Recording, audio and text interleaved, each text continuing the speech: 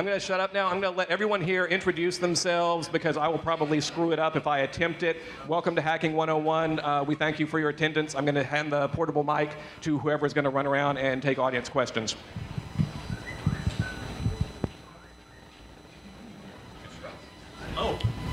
Hi. Hi, I'm Tim Farley. I work for a company here in Atlanta. I used to work for a number of the security software companies in Atlanta a long time ago. In an earlier life, I used to compile the Atlanta BBS list, if you remember such a thing. And I've done a lot of reverse engineering. I used to teach people to do reverse engineering and ethical hacking. So hopefully I can add something. I'm Kurt Opsahl. I'm the Deputy General Counsel of the Electronic Frontier Foundation. Thank you. This is the guy you want to know if you get in trouble. So, yeah, we do. I do the Coders' Rights Project for EFF, defending hackers when they run up against the law, trying to present their research, do their stuff. So we can talk all about that. I'm Alan Fay. I'm a director of FreeSide Atlanta, which is a local hackerspace.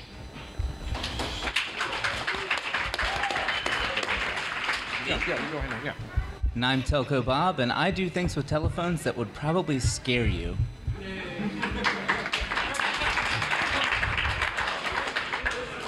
I think this is the only guy I've ever met who can out-social engineer me. I'm Drew Myers, which will be quite a surprise to those of you who've only known me as Johnny X for the last 20 years.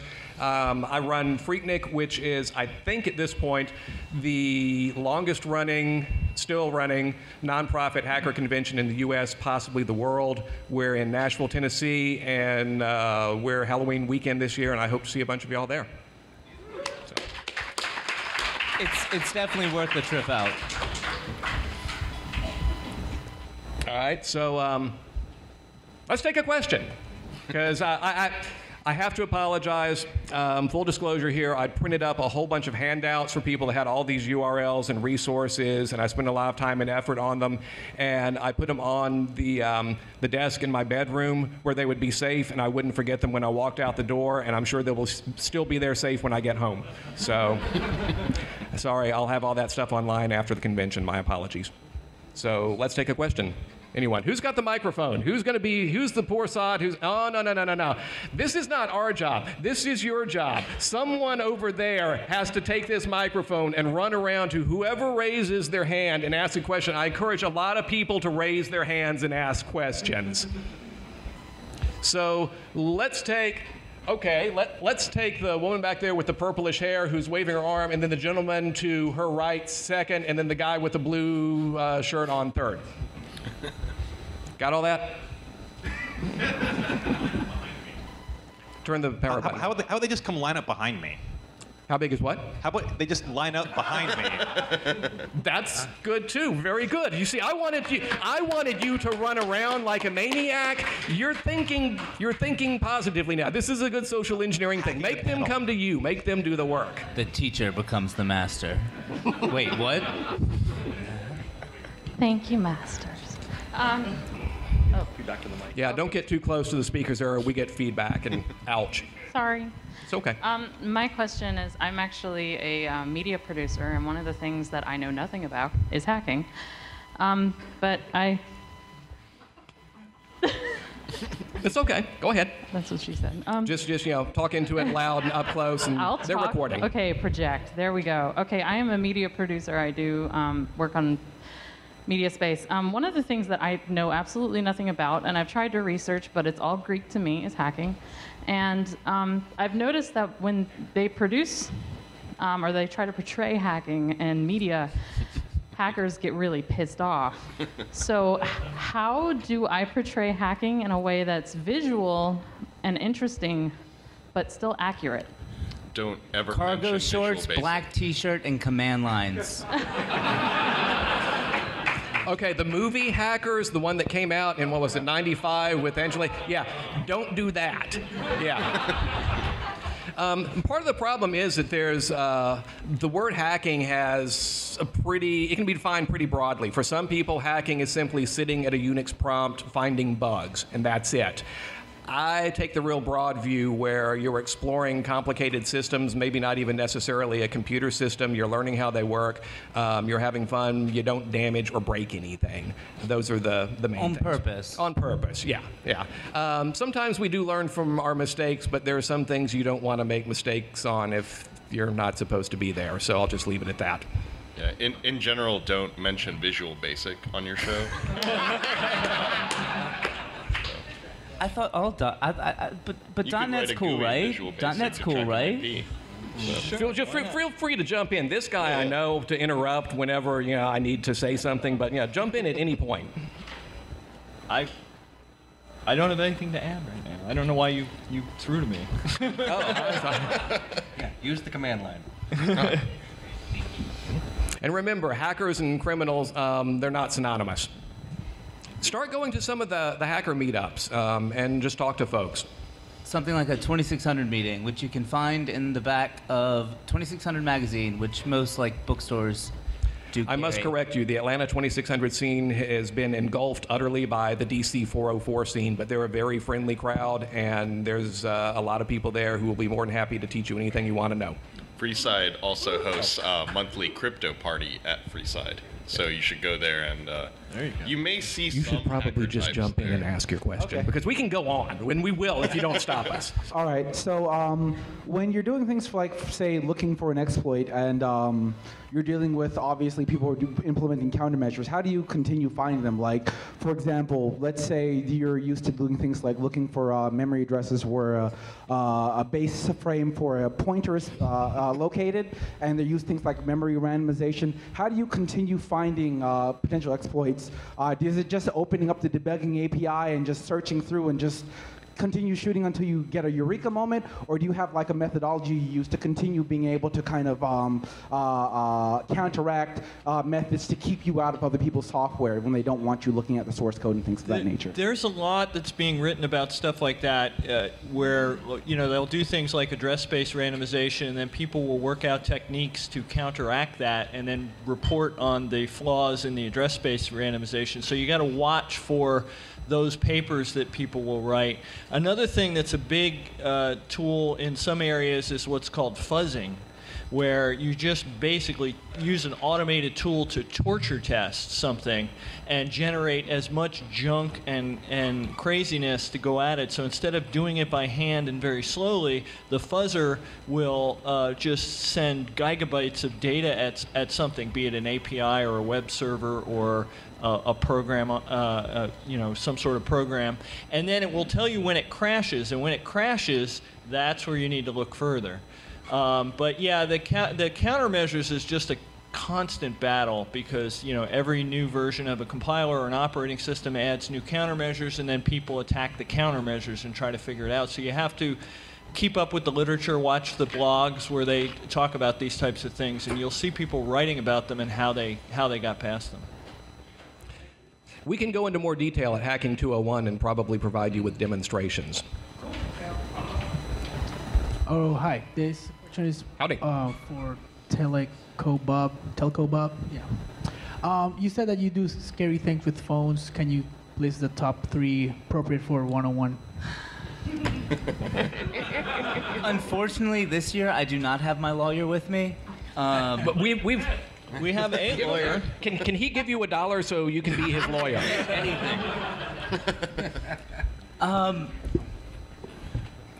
Nothing is as safe as you like to think it is, especially cell phones. And cell phones are wonderful because they're covered in this veil of obscurity, and most people don't really think about the fact it's just a radio, it's nothing fancy or anything like that, or the fact that I can download some open source software and legally run it on some European frequencies, and you walk by my house and, oh, look, you're on my cell switch. Okay. Interesting things happen when you can duplicate the hardware and the software, or at least convince a large corporation that what you're running is something that's on their network or something they should talk to.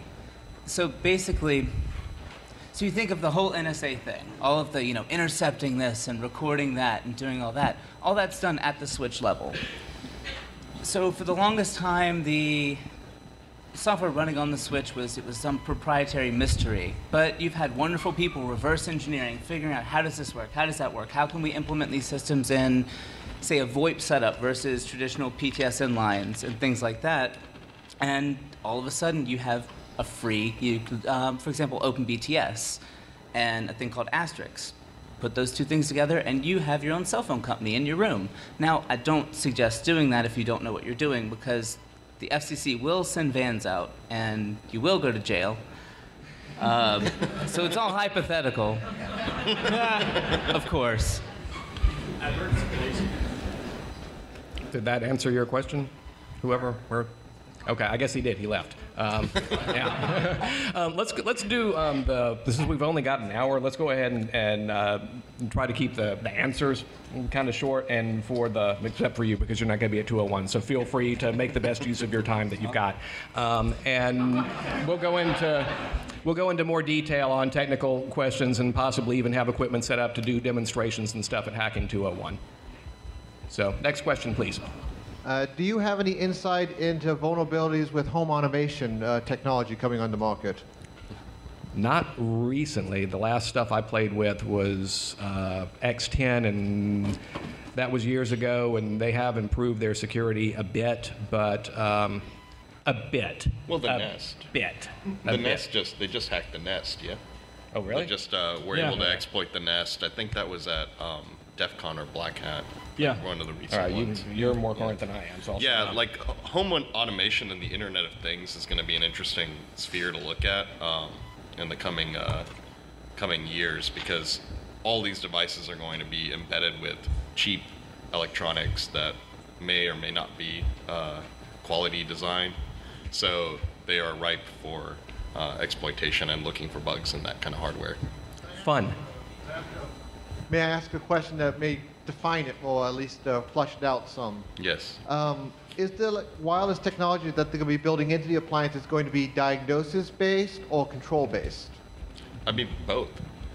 That's what consumers are going to want as time goes by, is to be able to operate things from, your work or whatever. And so, one thing you can always rely on is terrible programming. So, as a programmer, we all do our jobs to varying degrees of awful. And so there will always be bugs, and there will always be ways to make systems do what they were not intended to do. Hello. So this question, I believe, would be for Kurt. So anyone who's ever involved in politics will probably have noticed at different points that legislators will be a bit more rational in private as they're figuring things out and becoming a bit less stupid, even though at the same time they may reflexively say horrible, stupid, current, correct things in public. So thinking about the different laws that we would all disagree with, I'm curious if you've seen any indication that legislators are becoming a bit more intelligent behind the scenes. Well, I don't know. I mean, they usually are actually relying on their staffers, and their staffers are becoming at least more tech savvy as more of the staffers have grown up with technology and use it in their daily lives. So they have sort of a more of an instinctual understanding of it. But I think what really drives politicians is trying to get reelected. And one of the best things that's happened recently was SOPA, the Stop Online Privacy, Piracy Act, and they thought it was a lock. It was going forward. It was going to pass the House with flying colors, and then all of a sudden they found out that the public was actually really, really upset by this, and people were asking about it, and they had no idea why they were in support of the bill, why they signed on to it, because it was just some lobbyist who told them to do it. And this bill, everyone fled from it. It fell down in flames, and this made a lot of legislatures realize that talking about technology and then not knowing what you're talking about so that you appear on the Daily Show and look like a fool, this is not good for your re-election chances, and so they're trying to educate themselves. Good question. Thank you. I want to say that my name is Disc Resident. I'm actually a member of the Cult of the Dead Cow. Thank you. So my primary question is, and I've donated a portion of my paycheck to you all for the last decade in support of you. I greatly appreciate what you do. But in the last week, the Department of Justice has actually ruled that anomalous Google search queries, i.e. dorking, you guys I'm sure are familiar with it, right? In the future, if someone in a case is brought forward and the digital evidence against them has shown that they've been dorking for a particular vulnerability in a server somewhere, how do you guys propose to defend that? Because, I mean, the search for information is free. The information on Google is there, and if you ask the right question, you'll find that answer. Well, I mean, this is something which is reminding me of the Weave case, which we defended. That was where Weave, I don't know if you guys are familiar with this, but... no, we're very familiar with Weave, and thank you again, by the way. So. Yeah, so he was changing the URL on an AT&T site and getting new pages, and they called it hacking. They said that was a violation of the Computer Fraud and Abuse Act, and we didn't think it was hacking, that this was going to a server, getting a request to a server, and the server then responds. And you're absolutely correct, but with the Computer Fraud and Abuse Act, the unauthorized access of a foreign server that anyone publicly has access to, I mean, do you guys have any sort of defense against that? Because honestly, that keeps me up at night. Well, and it should worry you because the DOJ is taking a terrible position there. So we put forth arguments about why we were right, why it should be that if you send a request to a computer and the computer responds in its ordinary operation, that this is not hacking it. But the court ended up ruling on venue. Venue being like they brought the suit in the wrong location.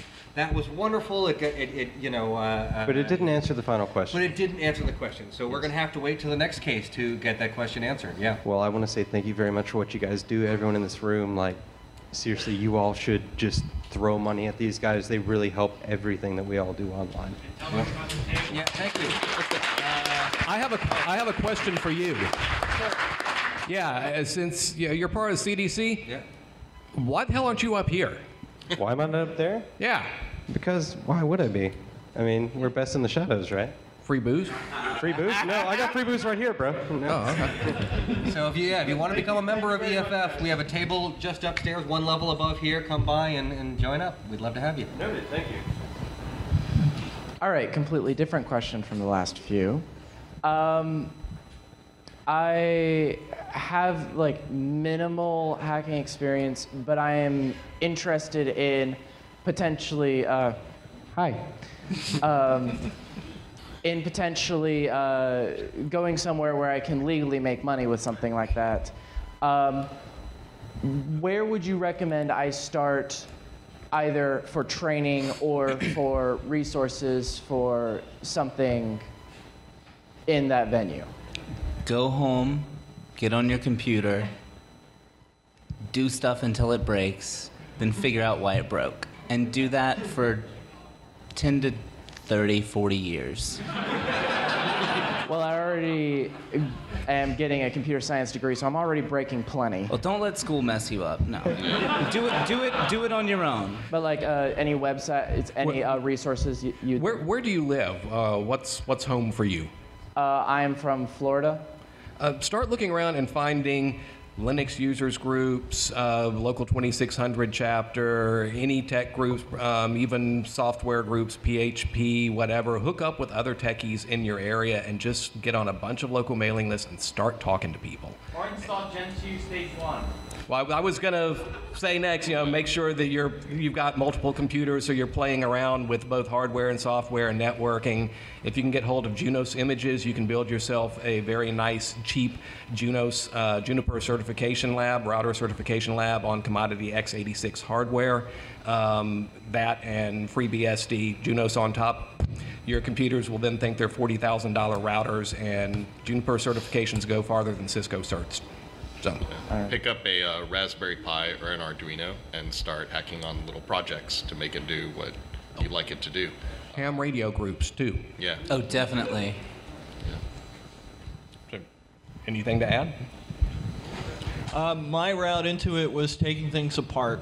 I got into it from reverse engineering, just trying to figure out how things worked. It's like, oh, here's this cool program that does this thing on my computer, and I don't see in the manual how they tell you how to do that, so I would just take the program apart and learn how it actually worked inside and try to learn as much as possible. Now, of course, we've got open source, and you can read a lot of software out there and figure out how it works. But a lot of times there's cool stuff to be learned.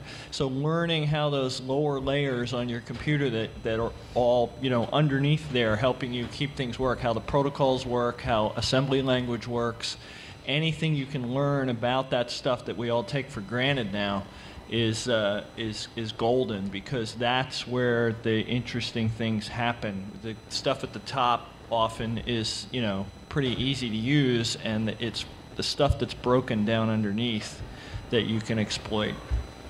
Yeah, if I can jump in for a sec, we're not in ye olden days of decades ago where you had limited, if any, access to hardware, to source code, or networking capabilities, which was kind of the whole reason people started hacking stuff in the first place. When computers are these room-sized devices that the IBM people won't let you near except to, hand them your punch cards.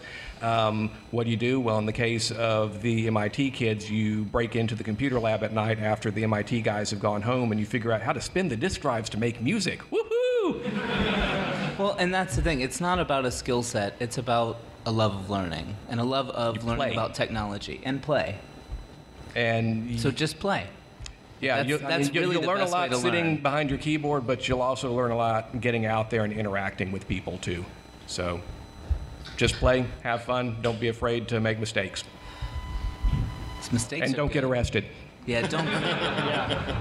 There's no reason to, man. People throw away hardware today that 10 years ago would be limited to the NSA. And you can put together a home computer lab for nothing. And you can run attacks and defense and break everything you want on your own network. And there's no reason to get in that sort of trouble these days. Come to 201. Next question. Are there any systems that you think that the risk from them being hacked is so great that they should not be networked, kind of like the BSG analogy, or you mean like Windows XP? Like, yes. Well, Windows at a minimum, maybe not on there, IP. but yeah. I'm talking like the Hoover Dam, but most specifically, how likely do you think that someone will hack an ICBM someday and launch it inadvertently? Apparently, Kevin Mitnick could whistle into a phone and set off a nuclear war. Yeah, well, what they found out in '95 at SummerCon here in Atlanta when they demonstrated, well, they didn't do it live. I'll explain this in a second. They basically showed that just because you were able to steal nuclear launch codes from a French military site, demonstrate that in real time, didn't mean you'd actually be able to launch anything. There are safeguards in place for that type of stuff. Fortunately, thank you, Jesus. But praise Bob. Yeah, security needs to be taken seriously, and a lot of times corporate profits and security needs don't exactly interact. So. But I mean, with ICBM specifically, obviously we want that to be safe, but yeah, is there, the military is going to this network-centric warfare. So specifically, we have someone who has actual experience with really, ICBMs. Does it keep you up at night apparently that someone will break it? Because I believe that anything networked eventually will be broken. The simplest answer is that is not networked. What you have at ICBM sites is you have people who are sitting there who all they get is a radio transmission that says that they have it and that they are going to send it. So the way that people protect against that is it's not actually networked. Yeah. That's it. That's the simplest physical way to do it, is it's physical security versus network security. Is there anything else that should not be networked? I have. Let me break my NDA real quick. Yeah, let me break my non-disclosure real quick. But yes, anything that is out there with the U.S. military that does not need to be networked is not networked. Anything that is secret, top secret, SCI is not actually networked in any sense of the form.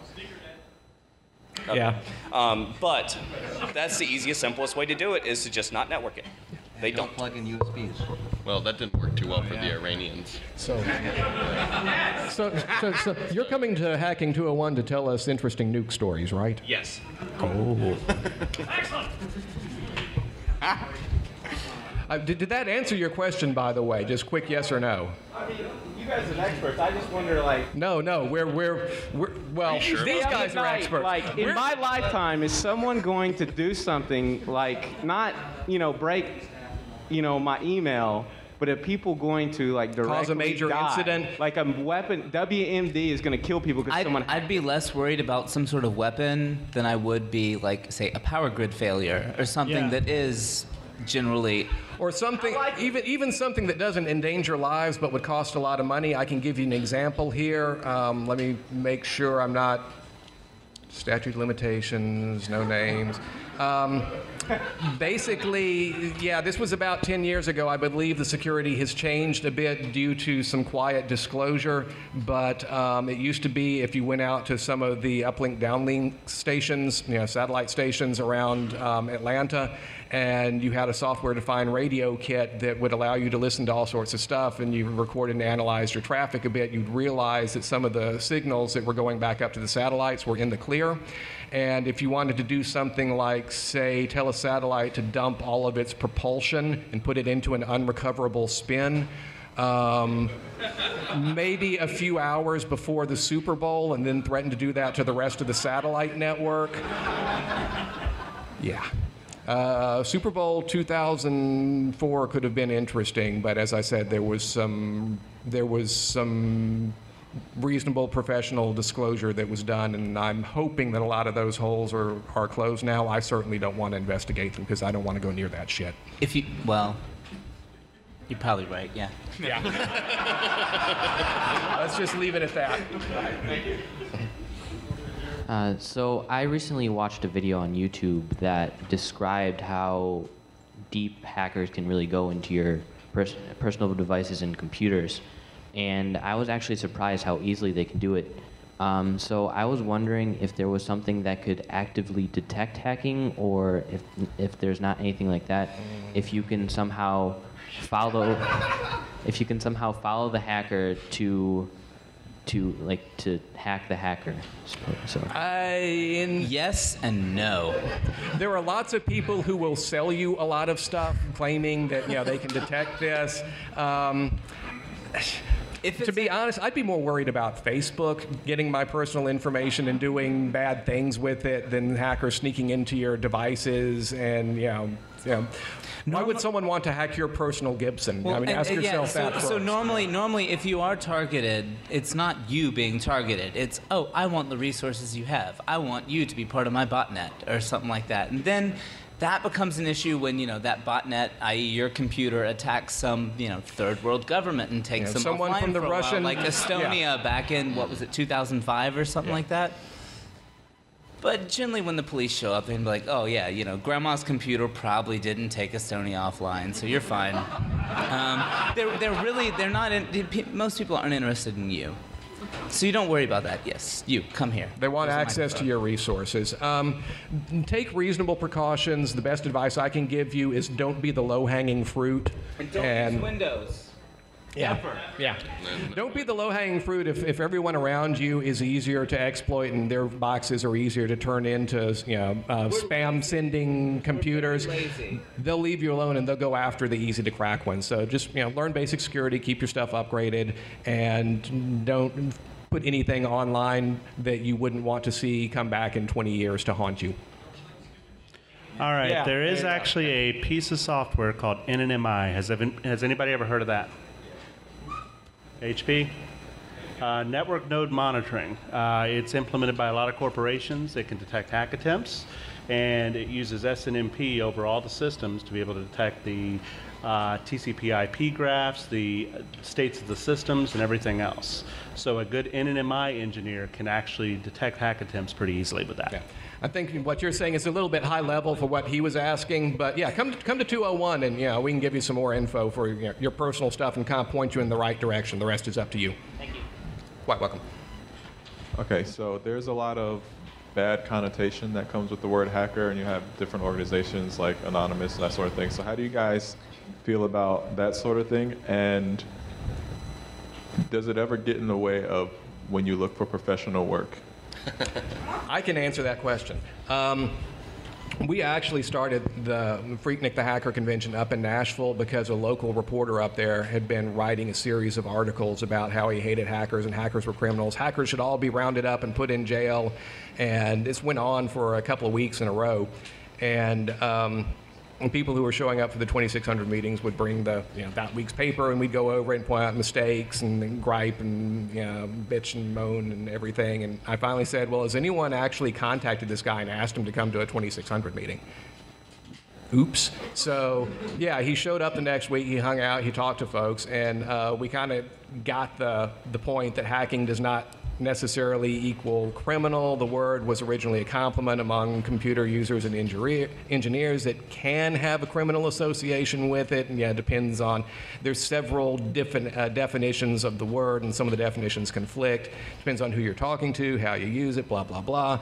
Long story short, we did the hacker convention. He started showing up and covering that. The media did, and because we weren't jackasses breaking the hotel, because it was open to the public, because we wanted to reach out and teach people, we got a lot of positive press the first few years. And so at least within Nashville media and law enforcement, to some extent, the word hacker became synonymous with information security professional, especially when we started having the cops show up and speak at the convention and hang out with us. So when you have more feds show up than you do like your folks, I think my favorite story from Freeside about where somebody got the word hacker terribly confused was a fellow that showed up to our space, and he pretty much came up to me after our open house meeting and said, is this where I can find all the hackers? You know, because it's a hacker space. This is like our dwelling, you know, referencing back to, you know, we didn't have people running around in rollerblades, so I don't know how he made the connection there, but he says, because I'm a courier that goes to all the major corporations, and I've got information I want to sell. And I was like, oh boy. well, That only works in Russia. I was like, you're a terrible narc, and you should go check out this squatter village, just down the street, and like see if they're interested in that sort of thing. And we never heard from him since. But basically, we run into that a lot running. Freeside, people have like weird misconceptions about it. It's really just a community workshop. We come in to take things apart, see how they work, and then assemble new and beautiful things. So that's sort of what computer hacking is as well, is to take things apart, figure out how they work, and then do nice, awesome things with that. But yeah, that gets lost on people because of media. And like you said, it's a good idea to just engage. It depends on who you're talking to. From the employment situation, it depends on who the potential employer is. If it's someone like Google, no problem with hackers as long as you're not a black hat. You're familiar with the hat categories. Well, and the big thing to remember is what he said earlier: don't get arrested. Yeah. Well, because if you have a criminal record, there are a lot of companies that will not hire you. Sometimes. But sometimes getting arrested is the only way to make the big bucks. Not that I suggest it. Are you familiar with the hat distinction, like black hat, white hat? Yeah, okay. Yeah, for those of you who aren't, yeah. It's kind of like the cowboy thing. The white hats are the good guys, the black hats are the bad guys, the crooks. The gray hats may break the law, but it's usually for like, example, teaching people in China how to get around Chinese censorship. Yeah. And then there are the ass hats who are just the script kiddies who mess up the scene for everybody, man. So as far as the employment thing, my last job I got because I wore a shirt to the interview that I'd gotten at Freaknik. Oh, which one? And Strict, the yak shirt. Yeah, I know, right? So it can be very, very good or very, very bad, depending. You just gotta research potential employer as much as they're going to research you and figure out if that would be appropriate or not. That's where social engineering comes in.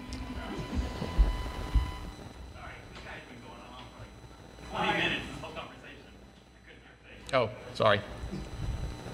All right, next question. We're being recorded. So somebody took my question earlier, so I came up with a new one. How dare them?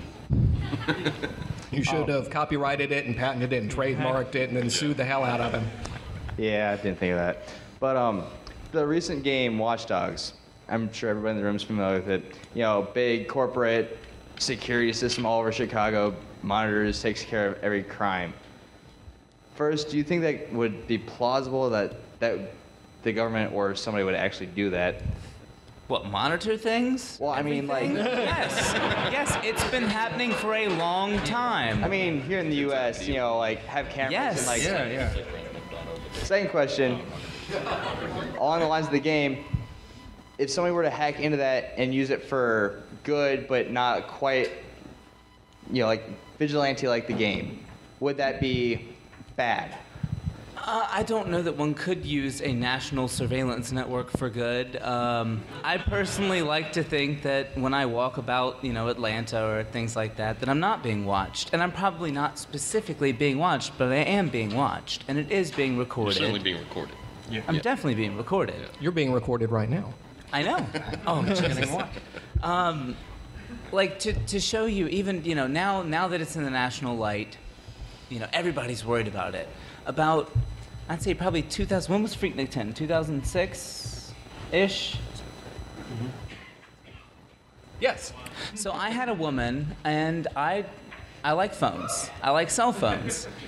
Cell phones are a very touchy subject, especially with the government and the FCC.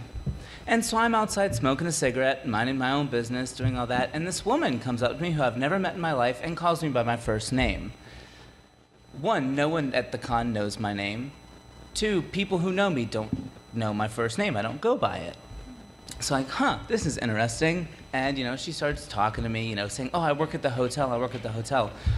What can you tell me about decrypting cell phone calls? And I'm like, you know what? I need another drink. I'll be back. And we ran. And then 20 minutes later, two guys in suits show up. Do you remember the two creepy guys in suits with the mustaches, with the federal plates? From 10? Yeah, that was the FCC guys. They showed up again? Yeah, well, after they busted the pirate radio station that hypothetically... No, that was the one at, that was Interzone. That wasn't Freaknik. No, it was Freaknik. There was one at Freaknik, Yeah, and I missed it? WGET. No, you were... Well, wait.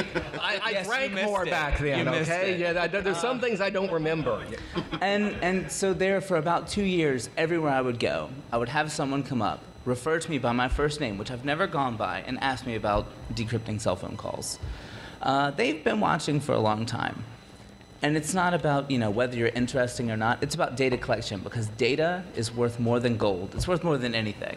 Because you get all that data in one place, and you can find some sort of connection. Knowledge is power. Knowledge is power. And I'm pretty sure if we had a large enough database, anyone in this room, I could connect to some sort of terrorist organization. Probably just by showing up here. And...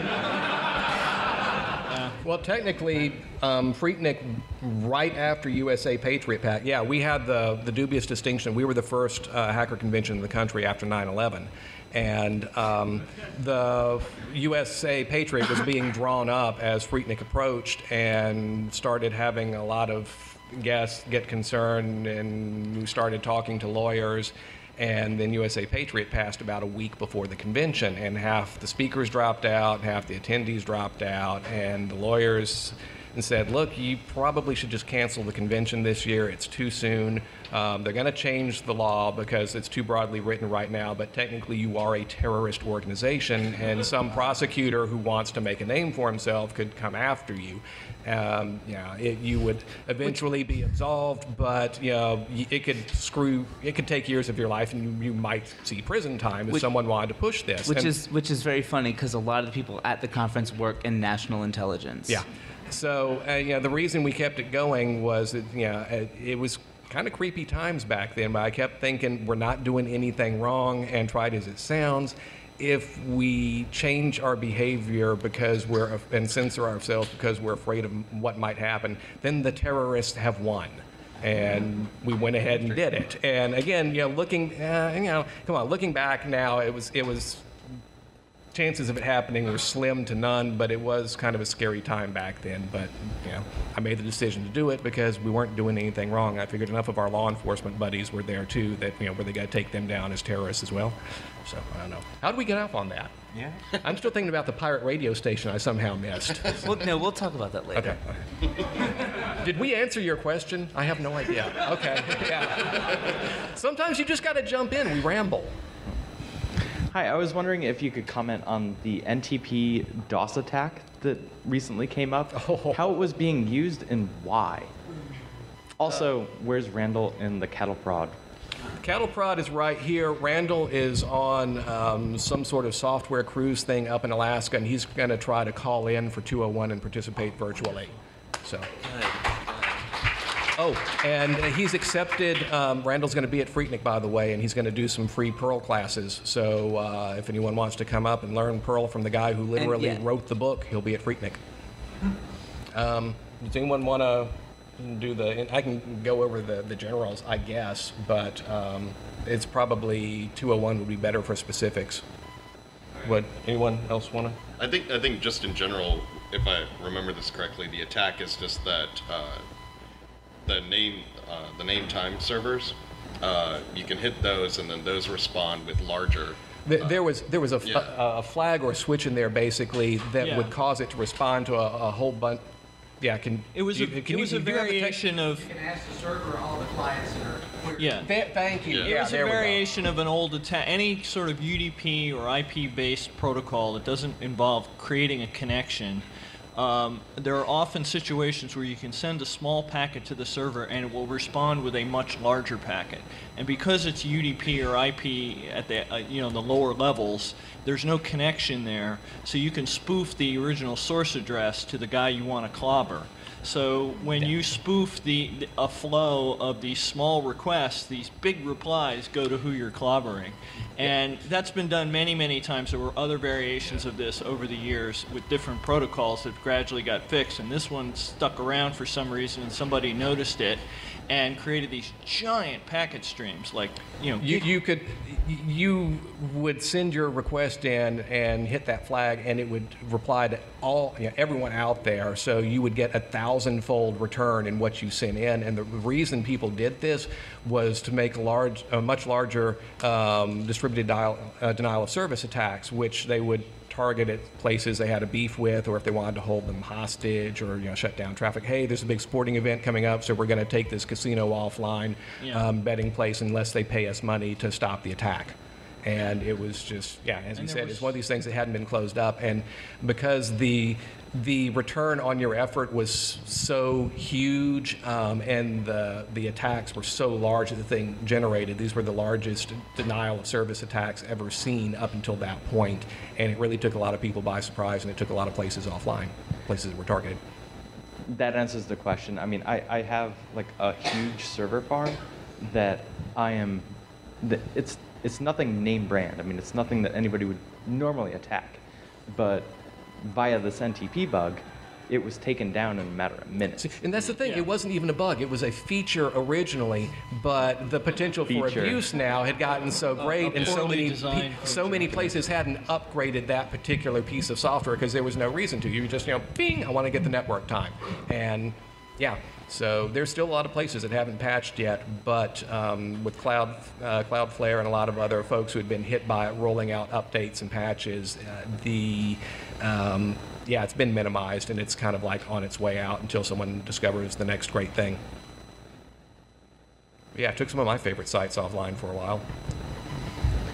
I'm a high school computer science teacher, and a lot of my students show... Thank you for your service. I'm sure that it's a thankless task, but we thank you.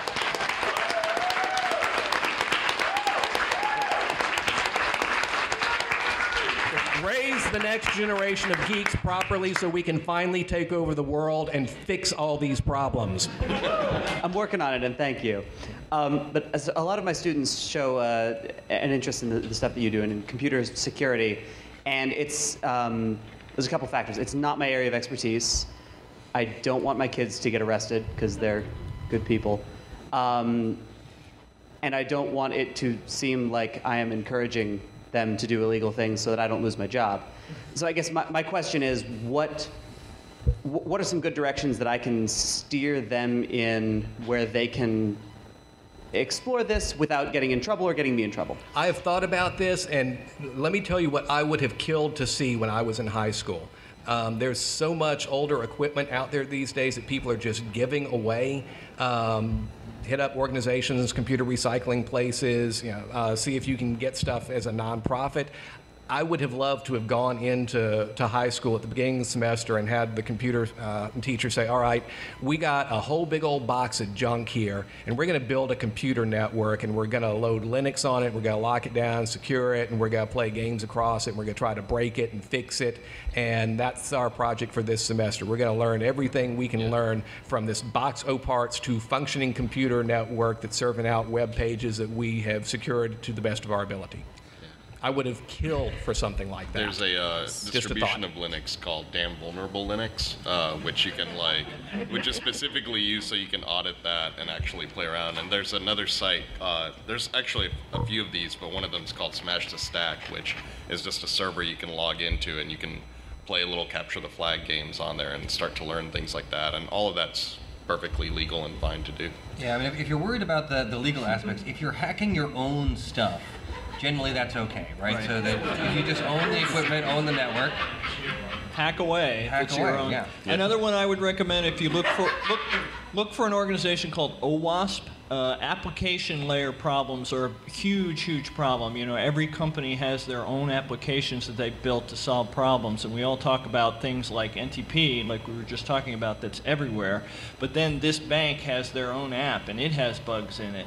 And being able to know what those bugs are that show up in applications and how to find them is what OWASP is all about. And they have a lot of canned, like deliberately bad apps called, there's one called WebGoat, and you can install it on your own server and play with it and attack it and see how an app will fail and see the programming underneath that was bad that led to it failing, and learn a lot about how to write a good, secure web application. Where do you teach? I teach over at Westminster. You're local there. Private school, local, yeah. Well, one of the things so private school's good because you can get away with so much more. And so I was giving a lecture, basically, what is hacking, at a private school in Brooklyn, and I was kind of worried because I was told that I was going to be censored a little bit. You know, I couldn't say this, didn't say that, and they had like Board of Education in there. But so these kids were extremely underprivileged, no interest in computers whatsoever. And I found that computer security, specifically the dirty word hacking, is a great way to get people interested in computers. And really how I introduced them to it is you just sit them down and say, what is hacking? You know, is it what the news says, or is it this, is it that? And you get just getting input from them, getting them excited about it, and having them put forth scenarios and being able to say, yeah, all right, I'll tell you exactly how you do that, and here's how you'd fix it.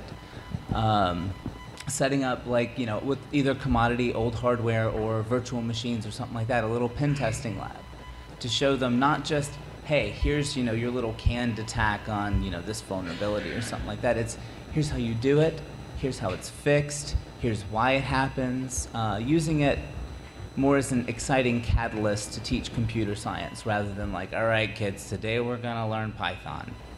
Just open your computers and open up your IDE and type some stuff, and I'm going to sit here and read the newspaper.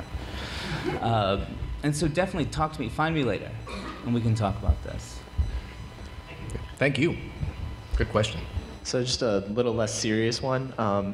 What's the one hack that you guys have seen that you just look at it and you just, or hear about and you just go, that's cool?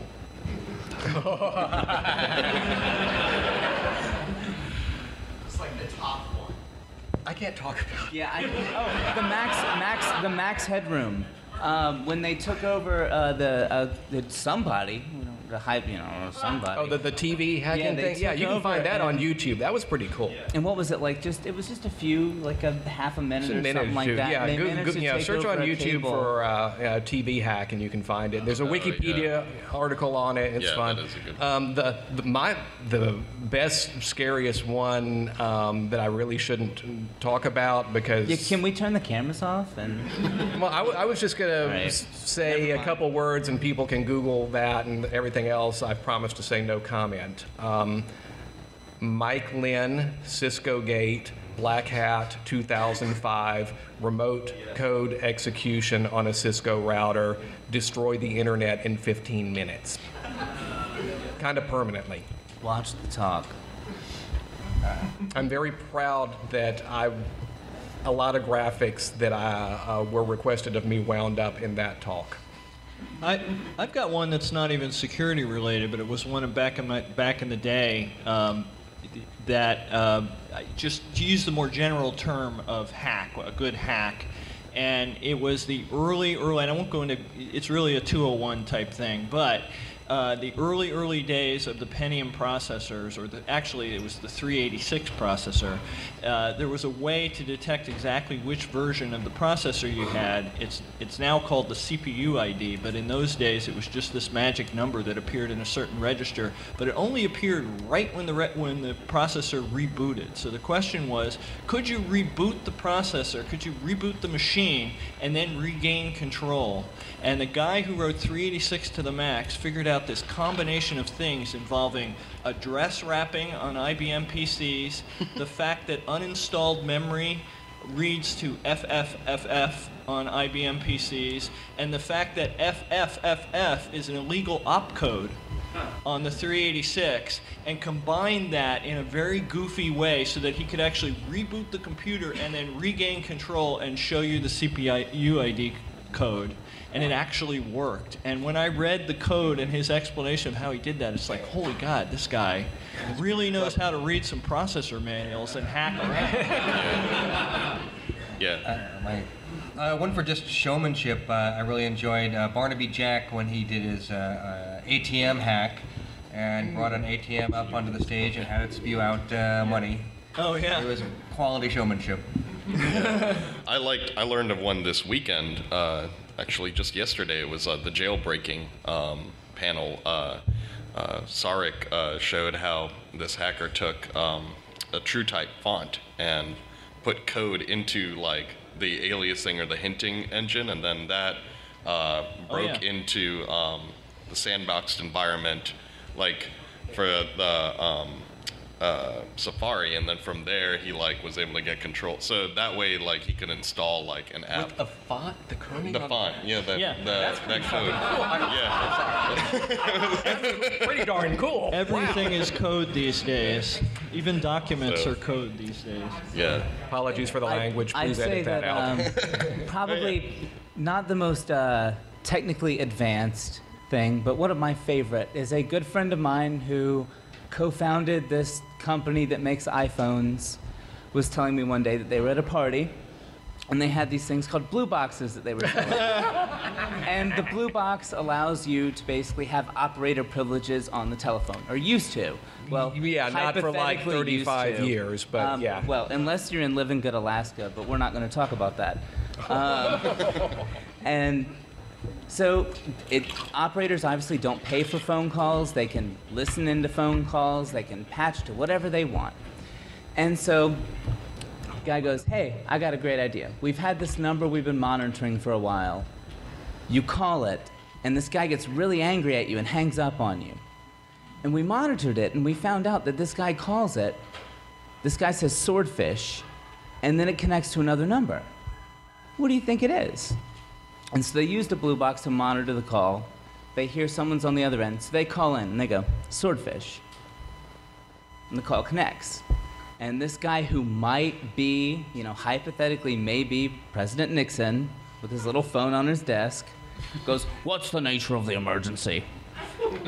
And yeah, I remember. And the unnamed person on the phone goes, Mr. President, we have a huge problem here in Los Angeles. We're out of toilet paper.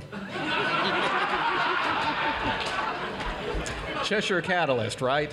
Yeah, he's a cool guy. We've actually had him up here at DragonCon a couple of times. If you ever go down to Kennedy Space Center or the base adjacent to it to see a rocket launch, he's usually out there with handing out literature and information about KSC and the frequencies to listen in to launch control. And he's a cool guy. He goes back to the earliest days of hacking back in the 60s. And I have to tell this story real quick. He is so old school, good, hardcore at social engineering. He social engineered his own area code. Yes. He does public relations stuff for NASA and the Kennedy Space Center. And so when they were going to split the area code, split everything and come up with a new area code, because he did all the PR work. He knew who to contact, and he said, I have a suggestion for the new area code. Let's make it 321.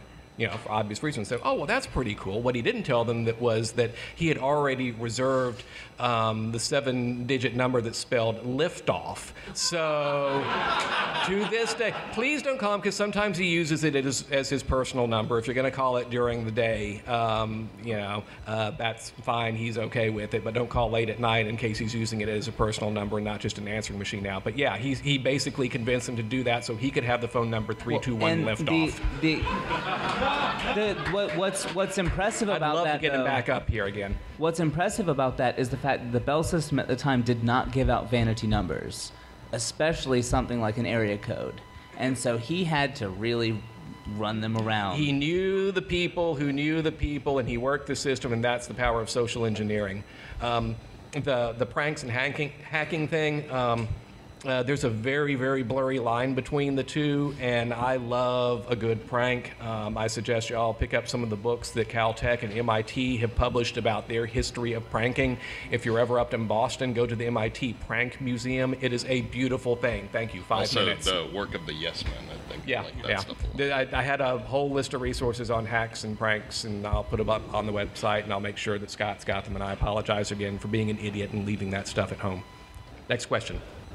We've got about 5 minutes left, so I think we might have just time for one more question. Let's see how many questions we can go through how quickly. Make it short, make our answers short. Go. Yeah, good luck on this one. As a doctor of journalism, and you well know this. Yes, watch out for the bats. Go. What's your question, sir? I have a smartphone.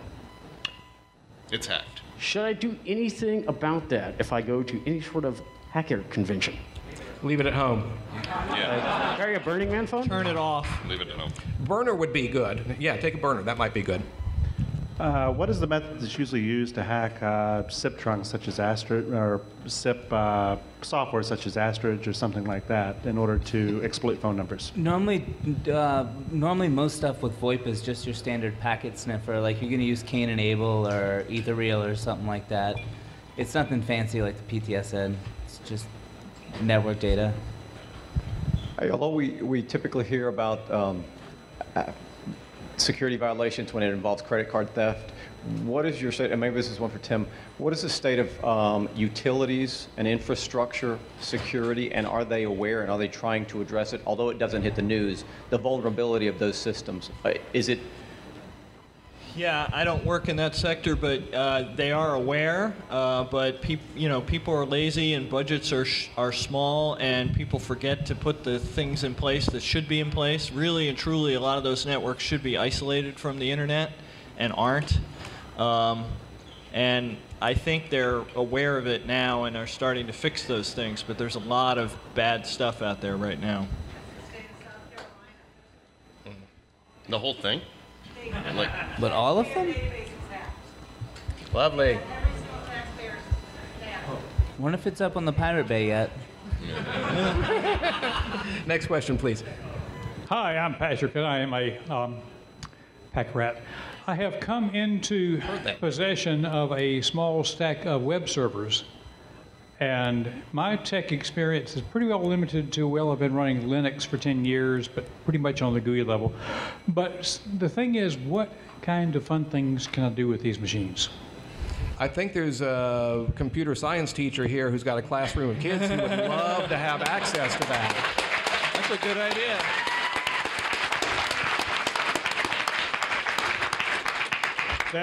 That had crossed my mind, but the way that I came into this, if I do, is going between a guy that does build computers for kids and a recent widow whose husband had hoarded a whole bunch of gear. So we'll see. Okay. Cool.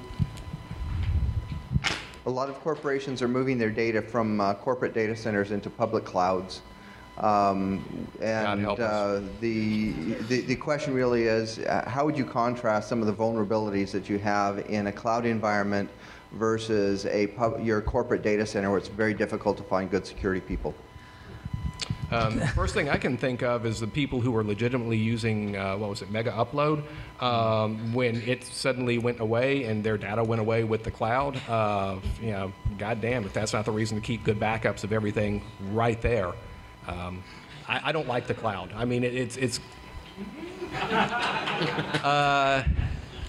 I'll be quiet and let other people answer, and then we'll take one last question. I'm biased. I hate the cloud. So I have nothing to say about that, except I think there was at one point, probably fixed now, but a vulnerability in AWS where somebody did a proof of concept where they could actually go from their VM and actually look at data on other VMs without too much difficulty. So make of that what you will. I don't know why. Yeah. So if as a company you do have sensitive data, you probably should not put it on public servers or on AWS. Yeah, we do software as a service at the company that I work at, and we get a lot of pushback and queries from our clients about where is this data actually living and how secure is it, and people actually want to visit the data center and see the physical security around it. So we spend a lot of time. We definitely don't put it up in general cloud services. We have our own data center that has very serious security about it, and very serious network security around it. And if you're using a service, you should be aware of, or any sort of online thing, you should want to be aware of where they're putting your data. Last question. In regards to, let's say you're looking for an exploit and you find one, when you report, if you decide you want to try to report it to the company that owns the piece of software, owns the server that it's on, like how receptive are they? Like say, for example, if you're like reporting to Facebook and they'll pay you like a certain amount of money for, hey, thanks for letting us know that there's a problem with the problem, versus other small companies that might immediately go and call the cops saying, hey, this guy's attacking our networks. Like how, in general, how receptive do you find companies to? The short answer is if they're not idiots, they encourage responsible vulnerability disclosure, and we'll let this gentleman answer because he's got more experience with it than I do. Don't contact them directly. One, have an attorney, or cheaper option, go through a company that does that type of reporting for a living. They will keep you anonymous. They'll take your information, they'll report it responsibly, and if there's a bounty, you'll get it, but they won't be able to go after you without going through a court order. And if you do get into trouble and the company is threatening to sue you, contact EFF. There you go. info@EFF.org, and we'll see what we can do. In general, I've found I've recently gone from being at a basically small company, 500 people, that just got bought by a very, very large company that I don't want to name, but you know who they are. And as a small company, we did not have a procedure for that. We just kind of dealt with it as it came. And we would talk to you if you had an exploit against one of our servers. But the large company has a very elaborate procedure about that. And they will take reports and they will act on them. And I'm not aware of them retaliating ever against anybody. So the larger the company, the more intelligent of a response you could expect, I think. And outside of just fearing retaliation, there's getting the issue fixed. Right. And a lot of times what you do, if the issue won't be fixed, it's this wonderful thing called full disclosure. Secretly put it out there for the rest of the world, because if every 13-year-old in the world can exploit it, it's going to be fixed. Yeah, but before you... And, you know, I understand why people do that, but before you do that, give the company a chance to respond, because I know the company I work at will respond. There are people who very seriously respond to these things inside the company, and we have timelines, but you got to remember that big companies move slowly, and we have customers that are relying on us. We just can't throw patches up on servers instantly and fix things. We have to test. So it takes time to get these things deployed, and we will deploy them, and we will give you credit for having found it, but you got to give us time to fix it. All right, I think we're done, and thank you very much. Hope to see you all at 2:01. Thank you.